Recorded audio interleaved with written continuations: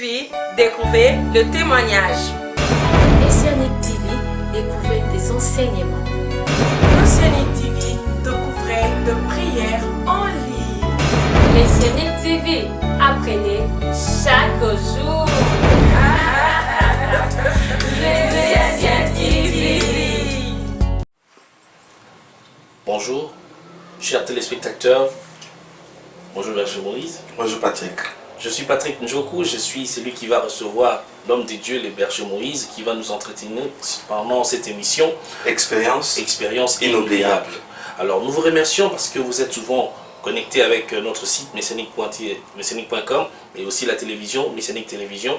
Et cette émission n'est juste qu'une sorte de rappel aux déclarations ou aux témoignages faits par le berger Moïse. Nous allons ressasser, nous allons revoir, nous allons repasser quelques traits importants de ces témoignages avec vous, bien sûr. Berger Moïse. Patrick. Cette expérience inoubliable. Oui. Vous nous avez parlé de votre séjour dans le monde où vous aviez assisté à une réunion du diable. Oui, j'ai assisté à une réunion du diable et dans cette réunion, il y a eu fuite d'informations. Voilà, pour cette fuite d'informations, nous allons parcourir 5 traits aujourd'hui. 5 traits sur 80. Sur le 80. Voilà. Donc je vous donne la parole, Berger. Mais ça, ce n'est pas l'au-delà. Ce n'est pas l'au-delà. Là, c'est quand je suis entré dans le monde du diable. Le monde du diable. Tandis que l'au-delà, c'est quand je suis mort pendant 10 heures du temps. Ça, c'était une révélation. Donc vous êtes dans votre chair et où vous êtes commencé. Comment c'est venu cette expérience? Je n'étais pas dans ma chair, j'étais à l'église. Oui. Et l'ange Michael est venu, il m'a pris et nous avons fait un vol. Nous sommes entrés dans le monde de Satan. Et mon corps est resté sur la terre. Et au retour, je suis rentré à moi. Donc ça, ce n'est pas une mort de quelques heures. Non. C'est vraiment une sorte d'extase, tout simplement. C'est une sorte d'extase. Voilà. Voilà. Donc le berger va parcourir une fois de plus avec nous quelques points et bien sûr, nous allons nous entretenir par rapport à cela. D'accord. Mais on va revenir par rapport à vos questions. En tout cas, j'ai moi, quelques traits que j'ai soulignés, bien entendu. Le tout premier, vous aviez parlé du vaccin. Oui. Alors, ça, c'est la première stratégie du diable dans son discours le 10 février 2007. Voilà. Alors, par rapport au vaccin, il a parlé de la loi de la résistance, de l'incrédulité aux choses de leur Dieu. N'est-ce pas ce que l'on constate de nos jours, cette loi de résistance dans la vie des chrétiens? Tout à fait. Alors, par rapport au témoignage, je vais dire ceci, Patrick. Je vais dire ceci, chers téléspectateurs. Le vaccin a comme objectif, institué par le diable, que la personne commence à résister aux choses de Dieu. C'est-à-dire, il faut d'abord que la personne soit surprise en flagrance. C'est-à-dire, quand vous êtes en plein péché, le diable, par l'aide de ses démons, il descend, comme nous l'avons suivi dans les témoignages, et il vient, il vaccine la personne pour que la personne retourne toujours sur le même péché. Et ça devient une habitude, jusqu'à ce que le péché va faire partie de sa vie. Alors, quand le diable a parlé de la résistance, c'est-à-dire la personne deviendra insensible. C'est ça. Donc vous devenez insensible une fois que vous avez été vacciné. Une fois que vous avez été vacciné. Oui. Et toutes les occasions qui peuvent vous amener à la repentance seront comme de l'eau sur le plume d'un canard. Donc ça ne sera pas vraiment une sorte de vraie repentance. C'est une vraie repentance, mais vous allez retourner, vous allez vous retrouver... Même pas. Oui. La personne n'arrivera même pas à la repentance. Donc la personne va accepter le mal. Là. Voilà. Elle n'aura pas envie même de se repentir. Elle va trouver que c'est normal. Berger Moïse, vous aviez aussi parlé d'une sorte de cercle lumineux autour de la tête des chrétiens. Oui. Alors cette flamme ne doit pas s'éteindre. Oui. Qu'est-ce qu'il faut faire pour ne pas perdre cette lumière-là de Dieu? Très bien. Nous allons toujours revenir sur la réunion du diable. Quand nous péchons, la flamme ou le cercle lumineux au-dessus de notre tête s'éteint. Alors, ce qu'il faut faire pour que ça ne s'éteigne pas, il ne faut pas pécher. Ne pas pécher. Parce que la Bible dit dans 1 Jean, je crois que chapitre 3, vous descendez entre 8, 9, vous cherchez là, on dit, le Christ est venu pour abolir les œuvres du diable. Alors, celui qui a la sémence de Dieu, il ne pêche plus. Car la sémence de Dieu est en lui. C'est 1 Jean chapitre 3. Berger Moïse. Oui, c'est possible de ne pas pécher. C'est ça justement la question que j'avais demandé. Est-ce que c'est possible de ne pas vraiment, n'est-ce pas, ne pas pécher? Je parle il y a des péchés qui viennent spontanément. Vous n'avez pas planifié cela. Il y a d'autres péchés, je suis sur ma couche, je raisonne, je me dis, mais écoutez, quand je vais me réveiller, je dois aller trouver telle personne, je ferai ceci et cela. Mais d'autres personnes n'ont pas planifié ça. Vous conduisez par exemple, et quelqu'un vous insulte, hey, toi aussi! Est-ce que ce genre de péchés peuvent aussi éteindre ces cercles lumineux de la tête d'un chrétien? Bon, je ne sais pas. Parce que le cercle là, c'est le Seigneur qui l'a placé sur nous. Oui. Ce que moi je peux dire, c'est que le cercle lumineux au-dessus de nos têtes s'éteint ou disparaît quand nous péchons. Il y a le péché volontaire et le péché involontaire. Le péché volontaire, on le commet avec sa conscience. Tandis que le péché involontaire, vous êtes sur une avenue, vous êtes dans un endroit public, vous voyez une fille, une femme, très mal habillée. Et directement vous voyez, nous sommes humains, et les pensées négatives ne peuvent pas manquer. Mais sitôt ça vient, sitôt vous pouvez renvoyer cette pensée. Je ne pense pas que vous avez péché. Oui. Donc c'est une contrainte où un mal s'impose sur vous. Vous avez été exposé. Une pensée peut venir en tant qu'humain. Alors, avec l'Esprit de Dieu, on ne va pas gérer cette pensée à nous. Sitôt ça vient, sitôt on la refoule. On refoule cela. Alors, le fait de voir d'abord, ce n'est pas bien. Ça suit les yeux. Mais c'est involontaire, c'est inconscient. Alors, tout ce qui est inconscient, je pense que le sang de Jésus-Christ doit jouer son rôle. Amen. Amen. Et est-ce qu'il y a un signe par rapport à nous chrétiens qui peut nous montrer que voilà, vous avez ces cercles lumineux sur vous? En tout cas... Est-ce qu'il y a moyen, si je vous observe, moi, oui. Bon, je suivis ce témoignage une fois. Oui. Je crois que vous aviez mentionné quelque part que les bébés, ils peuvent apercevoir cela. Très et bien. les gens de l'autre côté, Bien. donc je parle de satanistes. Oui, tout à fait. Ils peuvent remarquer ça. Les satanistes remarquent. C'est pourquoi la plupart des sorciers satanistes ne nous fixent pas. Ils regardent au-dessus de nos yeux. Et ils surveillent ça. Alors, pour nous, pour voir ça, il faut seulement que Dieu nous ouvre les yeux. Donc c'est un problème de grâce. C'est juste un problème de grâce. Et les bébés aussi, les bébés peuvent aussi voir. Ils ne peuvent pas, mais ils voient. Souvent, ils regardent. Ils sont sains. Ah bon. Ils voient. C'est pourquoi un bébé, quand il regarde quelqu'un qui a un cercle, il regarde au-dessus de lui et il sourit toujours. Voilà. En tout cas, il y a un autre point que j'ai soulevé aussi. Le diable parle d'une loi qui est celle de la répétition. Et il est évident que nombreux de chrétiens, dont nombreux d'entre nous, se retrouvent dans cette loi. Quelque part, vous savez que vous avez commis un péché, vous avez prié pour ne plus le refaire, mais vous avez encore fait cela. Alors, que faut-il faire une fois que vous avez remarqué que vous êtes aussi victime? Très bien. Si vous avez remarqué que vous êtes victime, c'est-à-dire que la loi de la répétition s'est installée en vous, Oui. ce qu'il faut faire, il faut une repentance. Dans le cours de la délivrance, nous disons souvent, Patrick, vous commettez un péché, un acte, vous avez du remords, vous regrettez amèrement, mais vous vous rendez compte que vous revenez toujours.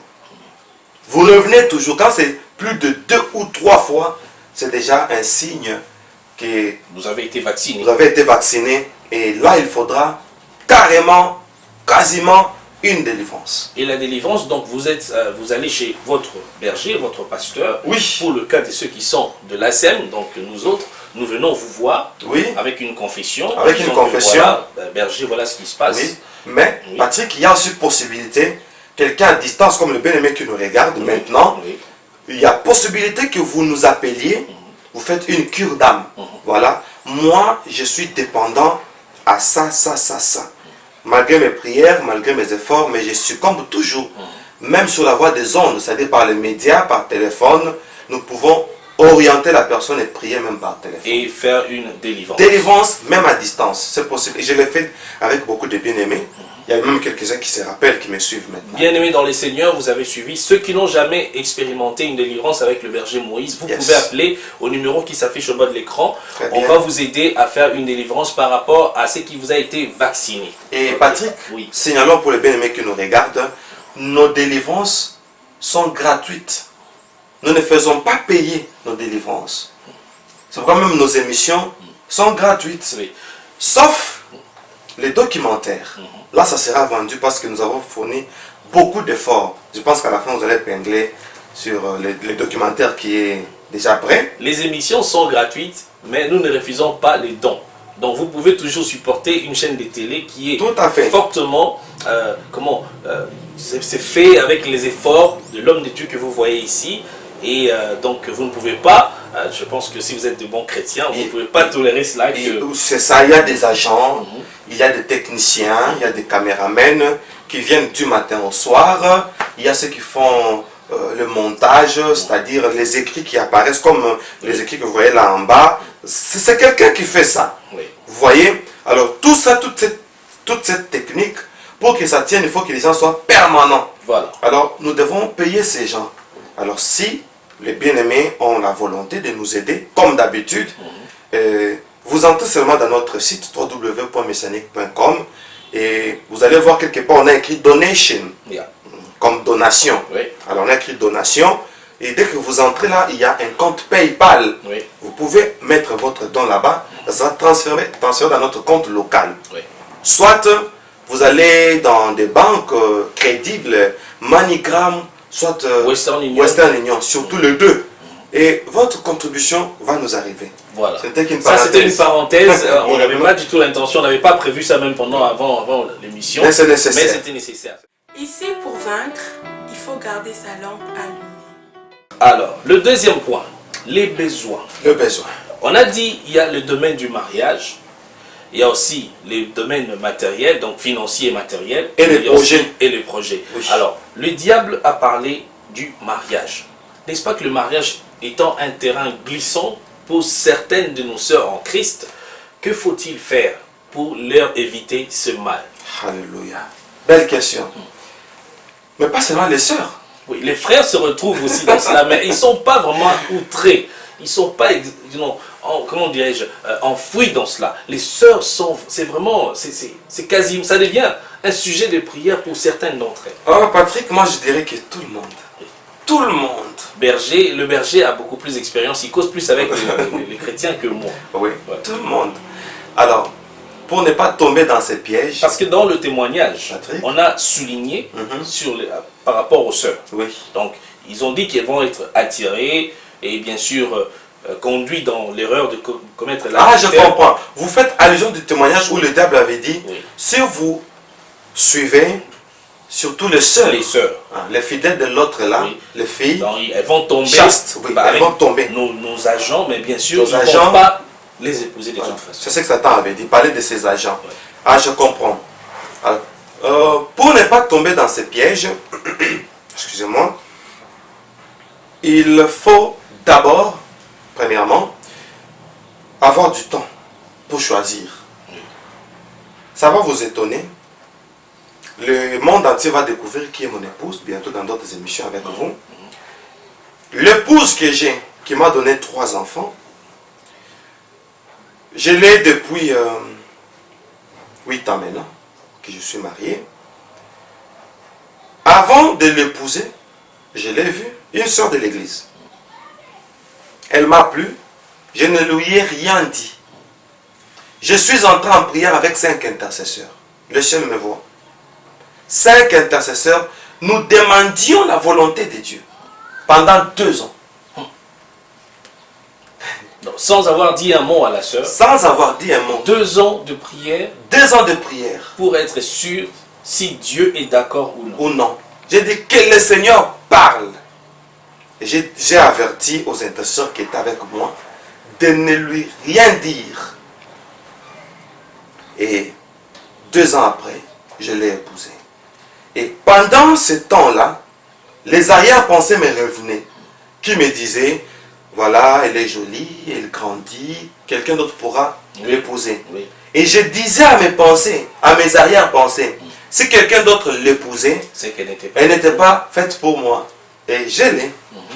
Donc, c'est ça qu'il faut faire, la première réponse. Vous avez à dire? Vous avez ajouté? Non, non, c'est une recommandation, je disais. Donc, oui. il faut attendre. Il faut attendre. Mais je n'ai pas dit que tout le monde prenne 2 ans, comme le berger Moïse. Oui. Ça, c'est moi. Alors, deuxièmement, il faut connaître la personne. Vous savez, les mariages à distance, le fiançailles à distance sont des risques graves. Mais je ne les interdis pas.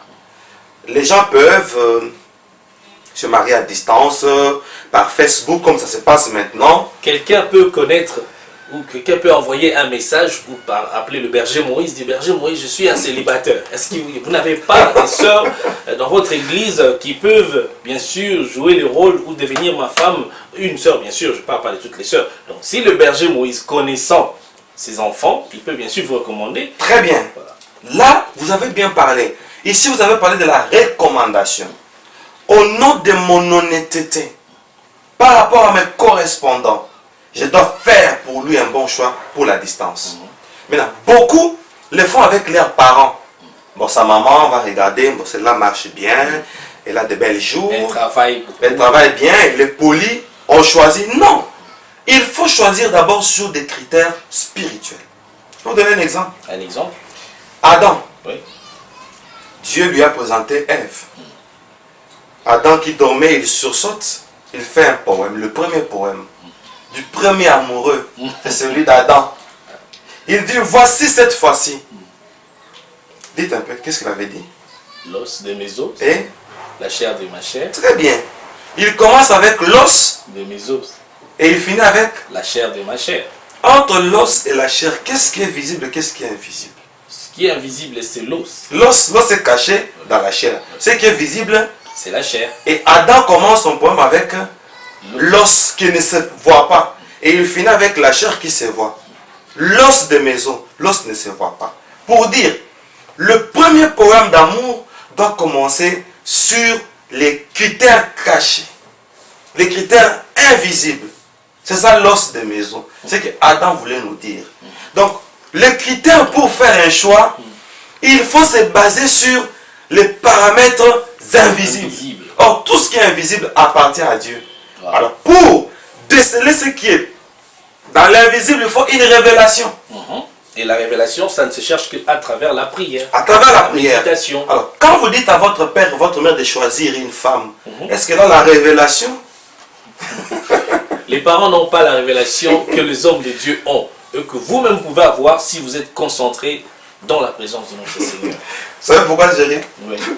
Les caméramans qui est derrière. Oui, lui aussi, parce qu'il a compris. Il a été édifié. Il a été édifié. Alors il m'a communiqué le rire là. Oui. Donc, pour ce qui concerne le tout premier domaine du mariage, vous avez la réponse du berger Moïse. Il faut chercher la face de Dieu avant d'accepter un conjoint ou une conjointe. Donc, ils sont nombreux, envoyés par le diable lui-même dans l'intention, dans le but de faire chuter les bien-aimés dans le ciel. Et Patrick, tu sais quoi? Ceux qui travaillent pour le diable et qui cherchent des mariages, ils ont tous les critères possibles. Les attraits physiques, la beauté, l'argent, voyez-vous, et tous les charmes possibles. Le charme. Rien que pour séduire. Et les critères, dans les mariages souvent, ils se basent sur le physique. Hein, et dommage, ils tombent dans des pièges. Ce qui frappe à l'œil, faites attention. Berger Moïse. Patrick. Deuxième trait. Oui. Ils ont parlé du finance et le matériel venant du diable. Satan a dit, nous allons leur donner notre argent. Nous allons leur donner tout ce dont ils ont besoin, du matériel. Serait-ce un cadeau empoisonné? Peut-on accepter? Je vous pose ma question directement. Oui. Peut-on accepter un travail dans une entreprise satanique? Où vous êtes conscient que mon patron là... Oui, c'est un sataniste. Oui. Moi, je trouve que c'est un risque. Je prends un exemple de la Bible. Regardez Moïse qui vient pour libérer Israël. La mission réussit. Il quitte l'Égypte. Mais dommage. Ils ont pillé l'Égypte en prenant leur or. Et quand ils sont arrivés à l'endroit du culte proprement dit, où Moïse avait dit, laisse aller mon peuple à Pharaon. Nous allons rendre un culte à Dieu dans le désert. Arrivé dans le désert, Moïse va à la montagne pour recevoir les 10 commandements. Le peuple qui reste avec Aaron. Aaron, le prophète de Moïse. Aaron ordonne qu'ils prennent cet or-là et ils ont fabriqué un veau d'or. Vous savez pourquoi? Parce que l'or-là, c'était l'or des idolâtres. C'était l'or des Égyptiens. Alors, arrivé au désert, l'esprit de l'idolâtrie a suivi Israël dans l'or. Et ils ont fabriqué un veau d'or. N'est-ce pas l'idolâtrie? C'est l'idolâtrie. Pour dire, toute source impure est dangereuse. Donc, si vous avez un trésor qui vient droit de main de quelqu'un qui n'est pas un serviteur, pas un serviteur, mais qui n'est pas un chrétien, qui n'est pas de Dieu, qui n'est pas de Dieu, oui, ce trésor ne va pas vous emmener. Ça sera un piège, ça ne sera pas un bonheur, parce que tout ce qui appartient au diable, le diable les réclame. C'est ainsi, Patrick. Moi, je vais dire au monde entier, nous chrétiens, nous devons avoir nos propres entreprises. Faisons-le, créons nos entreprises pour embaucher d'autres chrétiens, parce que nous sommes vraiment exposés à cela. Comme cette entreprise, la nôtre. Amen. Vous voyez, Amen. Vous êtes engagé ici. Amen. Vous travaillez avec votre pasteur. Donc, c'est entre nous, l'ingénieur qui est derrière la caméra, celui qui a traité cette image. Ce sont tous des chrétiens. Voyez-vous, nous sommes entre nous. Moi, je trouve qu'un chrétien, ou les chrétiens peuvent aussi s'associer. Et nous travaillons dans une sérénité dont vous n'avez aucune idée, je vous assure. C'est une bénédiction de travailler pour le berger Moïse. C'est mon patron et mon invité. Alors, en tout cas, moi j'ai pris ma part aujourd'hui parce que il y a des offres, berger. Oui. Il y a des offres, il y a des serviteurs de Dieu et des frères qui se réjouissent. Aujourd'hui, de nos jours, ils disent, écoutez, ils vous rentrent, j'étais embauché, je ne voudrais pas citer le nom, mais par une entreprise bien connue, de réseaux, de téléphones et tout qu'on sort, surtout ceux-là, en RDC précisément, ils sont forts avec ce genre de choses. Oui. Alors, est-ce qu'on peut recommander quelque chose à ces gens d'offres quand ils viennent, écoutez, telle entreprise m'a embauché, mais nous savons ce qui se passe derrière, les chrétiens. On a dit qu'ils vont nous utiliser parce que nous avons besoin de nous marier dans le domaine du mariage. On a aussi parlé du domaine financier et matériel. Et ils ont aussi dit que non, le projet, ils vont nous exploiter comment? D'accord. Dans les projets, Oui. Dans le projet, ils veulent exploiter les humains de deux façons. Premièrement, par le projet, ils vont inspirer les humains. Ils veulent souffler sur les humains des pensées négatives. Comme ça, à partir de vos projets, ils vont donner des opportunités, mais qui ne viennent pas de Dieu. Ils savent, par leur miroir, que voilà, tel a besoin de ceci. Et ils vous viennent avec des fausses solutions. Vous serez embauché. Il suffit de signer le contrat pour adhérer dans une telle entreprise. Automatiquement, vous appartenez à leur système. C'est ça l'exploitation en question. Et parce que les responsables de l'entreprise, ou tous les responsables là, ils ont fait déjà un pacte avec le diable. Et le diable a financé. Maintenant, quand les innocents viennent adhérer dans une entreprise, cette entreprise, coachée par les diables, automatiquement, ce sont les occultes qui vont vous payer. Automatiquement, vous avez leur argent. Automatiquement, vous appartenez. Et avec cet argent, à leur système, oui. avec cet argent, vous allez dans des bars, vous cherchez les femmes prostituées, vous cherchez des concubines, vous dépensez à tort, vous ne savez pas exactement comment planifier ou placer ou fructifier cet argent. Parce que ça vient du diable. Parce que ça vient du diable. Vous n'en profitez pas. Et vous travaillez énormément, parce qu'il y a des gens qui sont pendant 12 heures du temps et qui sont tout le temps en train de travailler, mais vous les trouvez, ils sont toujours pauvres. Mon Dieu. C'est un peu ça. Ça, c'était un constat. Mon Dieu. Voilà. Ça m'a fait très mal. Voilà. Alors, le troisième trait, parce qu'on a déjà fini le deuxième, c'est le troisième. Le deuxième, c'était le besoin. Le troisième, c'est alourdir le chrétien. Oui. Et les chrétiens ont des devoirs majeurs qu'ils font. Oui. C'est de prier, aller dans l'église, Lire la Bible. lire la Bible, Faire des retraites. etc. Alors, qu'est-ce qu'ils font? Ils ont planifié. ils ont planifié par rapport à ça. Ils ont dit, cet esprit, vous avez parlé d'un esprit démoniaque qui apparaît à une forme identique à Superman, comme on voit dans les films d'Hollywood. Et puis, avant, bien sûr, qui va venir 5 heures avant le culte pour vous souffler cette fumée bleuâtre. Oui.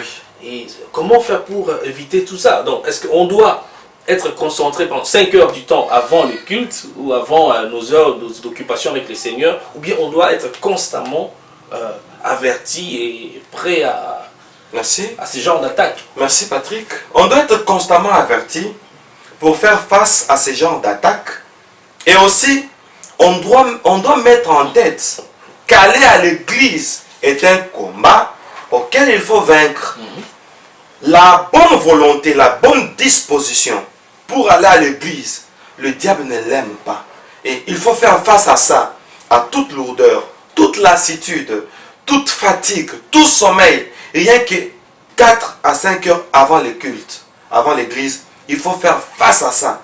Et quand vous faites face à ça, régulièrement, ça devient une bonne habitude et le diable va laisser. Ça vous donne l'envie. On dit même que non, c'est cette chose qui souffle sur vous là. La fumée bleuâtre, pardon. Ça vous dérange même la pensée au point que vous avez l'envie d'aller vous détendre plutôt que d'aller à l'église. Plutôt que d'aller à l'église. Et on peut aller plus loin. Parfois dans des voitures. Bien sûr, on prend sa voiture, on fait des kilomètres pour aller par exemple vers les plages. Mais pour aller à l'église à côté. À côté, bon, on se sent lourd. Mais on va à la plage, on va plus loin, on va faire les loisirs, on traverse des forêts. Et là, c'est le mensonge du diable. C'est le mensonge du diable qui donne l'impression que quand on va aller là-bas, on aura un bien-être. Alors que ce n'est pas le cas. Ce n'est pas le cas. En tout cas, ça c'est convaincant. Donc il faut être prêt à toute éventualité, surtout en tant que chrétien. Vous devez rester constamment attaché au Seigneur pour éviter ce genre d'attaque. Yes. S'il faut avoir une dette, pas seul du diable. 4e point, le miroir. Le miroir. Pourriez-vous être un peu plus explicite pour nos bien-aimés qui nous suivent? Très bien. Pour le miroir, chers téléspectateurs, comme Patrick vient de le demander pour vous, rien que pour vous, le diable se sert du miroir. Puisqu'il y a où vous avez dit que non, si vous voulez les voir, vous n'avez qu'à vous tenir devant. Je vous laisse expliquer ça en tout cas. D'accord. Mais vous expliquez aussi bien. Alors, il dit, vous prenez le miroir. Il a commencé à distribuer le miroir dans la salle. Aux démons. Aux démons et aux humains qui étaient là. Si vous voulez aller tenter l'un des fidèles de l'autre là, prenez simplement ce miroir. Si l'un des fidèles de l'autre là, il parlait du Seigneur, l'autre là. Alors, si l'un des fidèles de l'autre là a un défaut, une faiblesse, ça va vibrer et ça va communiquer avec nos miroirs. Un démon veut aller tenter Patrick. Il ne prend que son miroir. Quel est le défaut de Patrick? Quelle est la faiblesse de Patrick? Et ça va apparaître sur le miroir. On a parlé de la colère. La colère, la haine, l'envie, toutes ces choses. Maintenant, il vient vous tenter par rapport à votre faiblesse morale. D'avance, c'est déjà une faiblesse. Et la tentation pour lui, il pense que ça sera facile. Il pense que ça sera facile, alors que la Bible dit que le Seigneur nous a donné une force qui nous permet de surmonter ces genres de tentations. Donc, nous ne les craignons pas. Ils peuvent bien l'essayer, mais on est plus que vainqueurs. En tout cas, merci beaucoup, Berger Moïse. C'est pas encore fini, je n'ai pas dit que c'est fini. J'ai encore un tout dernier trait que j'avais souligné et je voulais qu'on partage ça avec les bien-aimés. Je pense que c'est là où nous allons beaucoup plus parler un peu. Ton innocence te rendra invisible au radar du diable. Il s'agit des rêves. Oui. Il s'agit des rêves et ici on dit ce qu'on avait refusé pendant la journée, ils vont nous forcer à le faire la nuit. Comment est-ce possible? Et puis comment est-ce que cela doit influencer ma marche chrétienne? Puisque j'ai refusé cela la journée. Mais la nuit, on vient, on m'impose cela parce que je suis faible et je dors. Est-ce qu'un chrétien qui dort est une personne faible? Comment? Merci. Quand nous dormons, ce qui dort, c'est le corps. Oui. Pas notre esprit. notre vrai nous, c'est notre nous spirituel. Amen. Permettez les langages. Amen. Amen. Mon vrai moi, c'est mon moi spirituel. Et je suis un esprit renfermé dans un corps. Quand je dors, c'est mon corps qui dort, afin que mon esprit se ranime. Quand nous dormons, Dieu garde nos esprits. Mais comment le diable, c'est ça votre préoccupation, vient entrer dans nos rêves pendant que nous sommes des chrétiens? Et vous avez dit, le rêve est-il une faiblesse parce que nous dormons, parce que nous sommes inconscients? Je dirais non. Le diable profite quand nous dormons, si il y a une porte d'entrée. Patrick, il y a beaucoup de gens qui se placent sur leur fauteuil, ils commencent à regarder des séries. La journée, vous avez refusé l'impudicité, l'adultère, et vous regardez des films érotiques, des films d'amour, des séries, des déceptions, etc. Et vous somnolez. Votre épouse vient vous réveiller. Patrick va dormir. Et vous allez dormir sous cet état-là. Vous vous jetez sur les lits, soit vous priez dans la faiblesse. Vous allez vous rendre compte que vous n'allez pas bien prier et le diable va profiter. Parce que avant de dormir, il faut bien prier. Il faut prier jusqu'à ce que vous vous fatiguez. Très bien. Vous priez, vous êtes fatigué. La prière, vous allez dormir. C'est la prière qui doit nous donner le sommeil. Amen. Donc vous ne pouvez pas prier et calmement, vous dites Amen et vous dormez. En tout cas, vous dormez sur cet état-là, fatigué par la prière. Et le diable n'aura pas d'accès. Et il parle aussi du phénomène mari et femme de nuit. Tout à fait. Pendant que vous sommeillez, bien sûr. Pendant que vous sommeillez, il vous fait un rebobinage. Physiquement, vous n'avez pas commis l'adultère ou l'impudicité. Mais si dans la pensée, vous avez aimé ça, mais vous êtes contraint. Non, vous êtes... il y a un terme là. Vous êtes contenu. C'est ce que je voulais. La continence. Vous êtes maintenu. Alors la nuit, le diable va regarder quelle est la porte que vous avez ouverte. La musique profane a-t-elle joué? On en parlera toujours dans les 90 stratégies ici. Non, le 70 stratégies. Un film. Un film érotique, des choses pareilles. Ce sont des portes d'entrée et le diable profite chaque fois. La Bible dit de faire attention à notre adversaire, le diable, qui rôde comme un lion, rugissant, cherchant. Mais comment il peut chercher celui autour duquel il rôde? Parce que tu es déjà là. Pourquoi dois-tu rôder? C'est-à-dire, tu peux être là. Tant qu'il n'a pas d'occasion, il n'accède pas. Donc il rôde, c'est-à-dire il cherche les occasions. On lui donne les portes d'entrée. Nous-mêmes par rapport à nos activités. Très bien. C'est pourquoi la Bible dit, ne donnez pas accès au diable. Le diable accède quand on lui donne l'accès. Voilà. Et Berger Moïse, juste pour finir, en tout cas, on a parlé des apparences. Oui. Dans nos rêves. On a parlé des chiens, des chats, des spectres, le serpent ou les militaires. Oui. Ce sont seulement ces apparences-là que le démon, c'est là dit, cachez-vous sous ces apparences-là. Ils ne doivent pas savoir que c'était un démon qui m'est apparu. Est-ce que quand on rêve d'un militaire, on sait que c'était totalement, ou bien on peut aussi discerner un militaire qui est comme une sorte d'ange de Dieu, ou bien les militaires qui sont de l'autre côté, un chien nécessairement. Un militaire qui est de votre côté, là c'est un bon signe. Il existe aussi l'armée céleste, mais un militaire qui vous agresse, un militaire qui vous effraie, là c'est un ennemi qui s'est masqué. Donc, et un chien? Un chien, même c'est un ennemi, c'est un sorcier, c'est quelqu'un qui vous agresse, mais quelqu'un que vous connaissez. C'est ainsi qu'il se masque comme ça. Donc c'est pour ça qu'ils font souvent. Et si jamais vous rêvez de votre père qui vient vous faire quelque chose pendant que vous sommeillez, est-ce que c'est nécessairement lui ou bien... Voilà, il y a une stratégie semblable. Je crois qu'on en parlera quand on y arrivera. En tout cas, le Seigneur vous bénit. Il nous a bénis. Aujourd'hui, nous avons eu pour notre compte avec le berger Moïse pour cette émission dont vous avez suivi éventuellement ensemble avec nous. Nous savons et nous espérons que vous avez été édifiés comme nous ici sur ce plateau. Je suis Patrick Njoku. Que le Seigneur vous bénisse. Alléluia. Bye. rêves sont les miroirs de ton état d'âme.